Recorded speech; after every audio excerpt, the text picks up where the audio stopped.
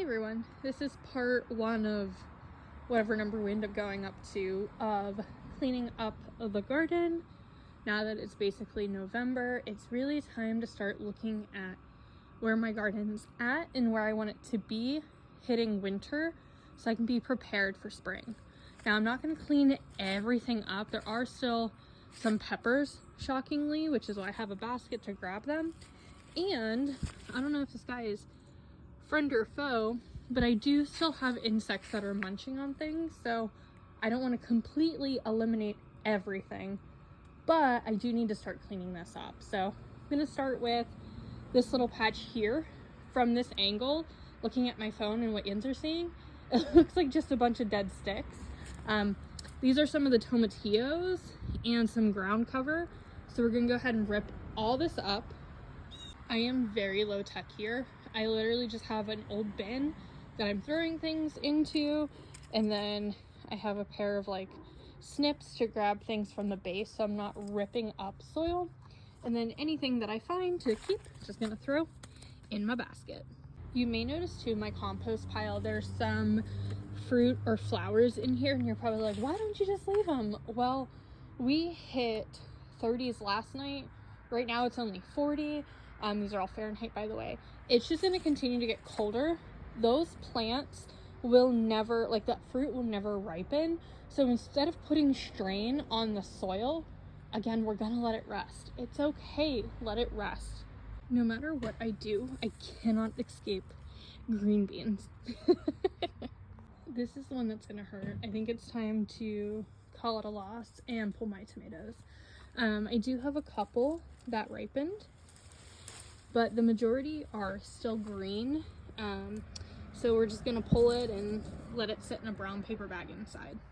And then what I had said in a previous video was garlic, I think, is actually some failed onions that decided to just start. So I'll grab them, see if I can use them in anything, but it's a little weird that they waited this long. Upon further review, the bottom bulbs, when I pulled them, have actually started to rot, and they don't smell like garlic or onion, so I'm gonna just compost it and call it a loss. For these plants that grow in like a rosette pattern, if you want to remove them, this is a really cool tool to do it.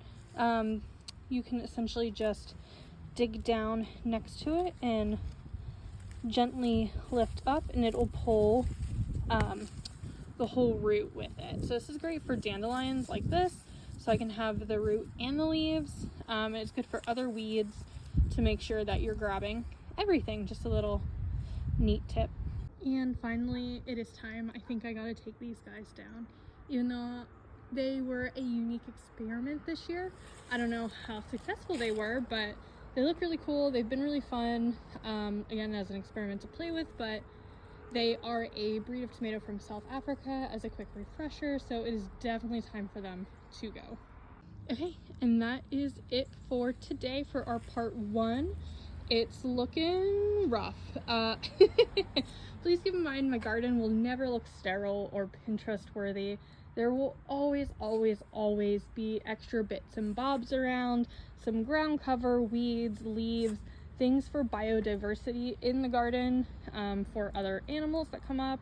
Please keep in mind, I have squirrels, rabbits, groundhog, deer, birds, things that love to interact with the garden, and I want them to keep up that biodiversity. Remember, they're here first. So thanks everyone for following along, and this is another haul we got. I can't believe it. We're still getting so much from the garden, even as we are putting it to rest for the year. So thanks everyone for following along. I'll keep you updated and talk to you later. Bye everyone.